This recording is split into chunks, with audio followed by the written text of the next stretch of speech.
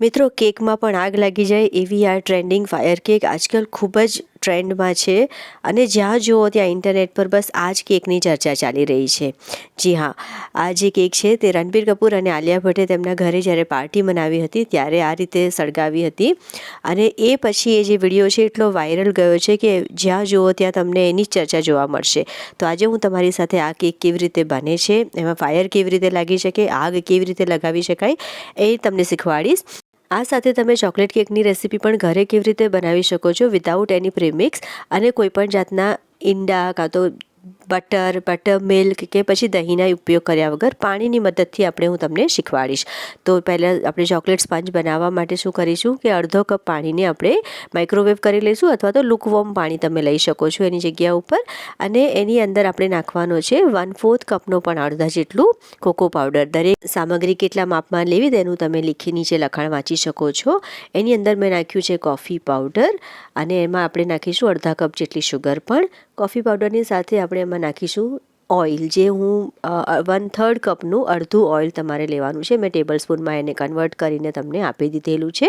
એમાં આપણે નાખીશું અડધા ટીસ્પૂન જેટલું વેનીલા એસેન્સ. હવે આપણા વેટ ઇન્ગ્રેડિયન્ટ્સ રેડી થઈ ગયા છે. તો હવે આપણે ડ્રાય ઇન્ગ્રેડિયન્ટ્સ રેડી કરી લઈશું. તો એની માટે 3/4 કપ જેટલું આપણે લેવાનું છે મેંદા. તો 3/4 કપ માટે તમે પહેલાં અડધો કપ અને પછી એનું પણ અડધા કપ જેટલું માપ લઈને તમે 3/4 જેટલું મેંદા લઈ શકો છો. હવે એની અંદર આપણે નાખીશું સોલ્ટ, બેકિંગ પાવડર અને બેકિંગ સોડા. તો બેકિંગ સોડા તમે લેશો 1/4 ટીસ્પૂન અને બેકિંગ પાવડર તમે લેશો 1/2 ટીસ્પૂન.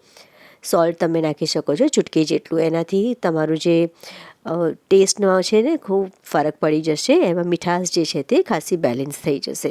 તો જે બધા જ કોરા ઇન્ગ્રેડિયન્ટ્સ છે, સામગ્રી છે, તેને મેં એકસાથે મિક્સ કરી દીધી છે. હવે બંનેને આપણે મિક્સ કરવાના છે. તો મેં અહીંયા 5 ઇંચનું ટીન લીધેલું છે જેની અંદર મેં બટર પેપર લગાવી દીધું છે.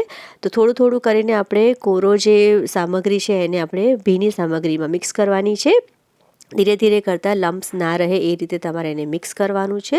અને તમે જોઈ શકો છો કે એકદમ સરસ રિબન કન્સિસ્ટન્સીમાં તમારું જે બેટર છે તે બનીને રેડી છે.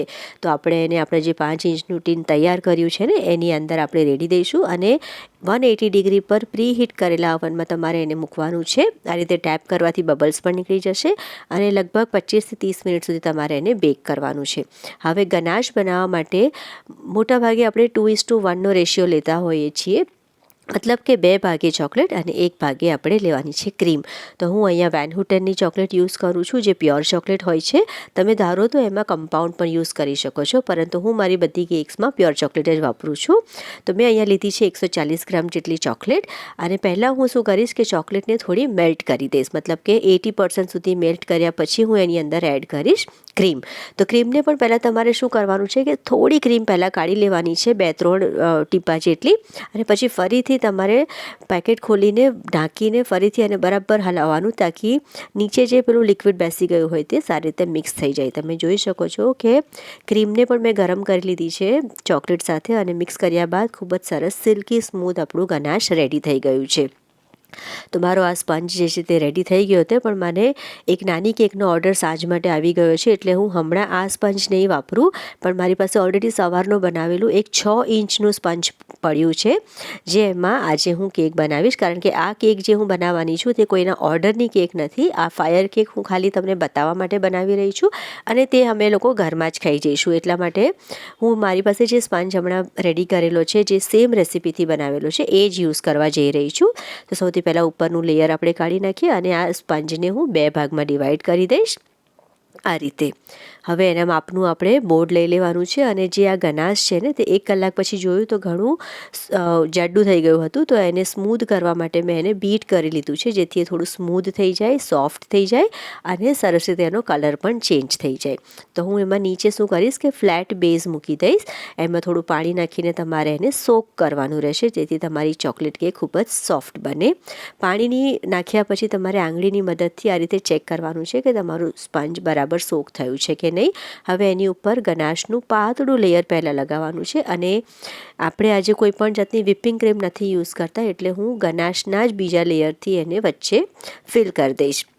હવે ઉપરનું જે ટોપ લેયર જે છે જે થોડું ડોમ શેપનું હતું એને હું ઊંધું મૂકીશ અને તમે જોઈ શકો છો કે વચ્ચે ખાસો બધો ગેપ દેખાય છે. તો સોકિંગ કરતાં પહેલાં આપણે શું કરવાનું છે કે આ ગેપમાં આપણે ગનાશને ભરવાનું છે. તો ગનાશને મેં થોડું ગરમ કરીને સોફ્ટ બનાવી દીધું છે જેથી કરીને આપણે એને આસાનીથી ફેલાવી શકીએ. તો જે વચ્ચેનો ગેપ પડે છે ને 2 સ્પંજની વચ્ચે એમાં મેં ગનાશને ફિલ કરી દીધું છે અને પછી એને હું સોક કરીશ પાણીની મદદથી અને ફરીથી એની ઉપરનું ગનાશ સ્પ્રેડ કરીને સરસ રીતે એને ફેલાવી દઈશ અને ફ્રીજમાં મૂકી દઈશ 1 થી 1.5 કલાક સુધી સારી રીતે સેટ થવા માટે. સેટ થઈ જાય એટલે ફરીથી એને તમારે બહાર કાઢવાનું છે અને જે ગનાશ તમારી પાસે બચ્યું છે બસ એને તમારે આ રીતે એની ઉપર ફેલાવી દઈને સરસ રીતે એને ઉપરનો કોટિંગ આપી દેવાનું છે અને એકદમ સ્મૂથ ફિનિશિંગ સાથે તમારે આ કેકને પૂરી કરવાની છે. હવે આ કેક ઉપર હું કોઈપણ જાતનું ડેકોરેશન નથી કરવાની કારણ કે આપણે એની પર ફાયર જ લગાવવાના છે. તો કોઈપણ જાતનું ડેકોરેશન હમણાં કરવાની કોઈ જરૂર લાગતી નથી મને. તમે ધારો તો પર્લ્સ કે મોતી કે ગમે તે લગાવી શકો છો પણ એ પણ અલ્ટિમેટલી ઓગળી જ જવાનું છે.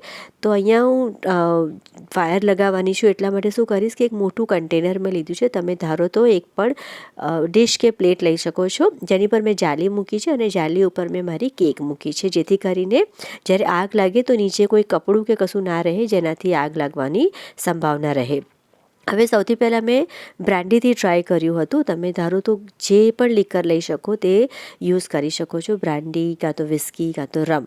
તો બ્રાન્ડીની મદદથી મેં જ્યારે કર્યું તો ઘણી ઓછી ફાયર લાગી હતી કારણ કે બ્રાન્ડીમાં લીકર કન્ટેન્ટ થોડું ઓછું હોય છે. એટલે હવે હું રમથી એને યુઝ કરીશ. તો તમે જોઈ શકો છો કે મેં પહેલાં જે કળછી બતાવીને એ કળછીમાં તમે નાખીને સીધા ગેસ ઉપર મૂકી શકો છો. પણ આજે મારા ગેસની હાલત એવી નથી કે હું ડાયરેક્ટ ગેસને હમણાં યુઝ કરી શકું એટલે મેં ઇન્ડક્શનનો યુઝ કર્યો છે.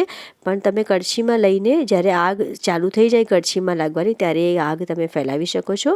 એ ઉપરાંત મેં ઇન્ડક્શન ફ્રેન્ડલી વાસણમાં લીકરને ગરમ કરીને આ રીતે રેડ્યું અને લાઇટરની મદદથી જ્યારે આગ લગાવી તો તમે જોઈ શકો છો કે મારી પૂરેપૂરી કેકમાં આગ લાગી ચૂકી હતી. હવે બિલકુલ ગભરાવાની જરૂર નથી. એમાં લીકર લગાવવાથી કેકની અંદર લીકરનો કોઈ ટેસ્ટ નથી જતો.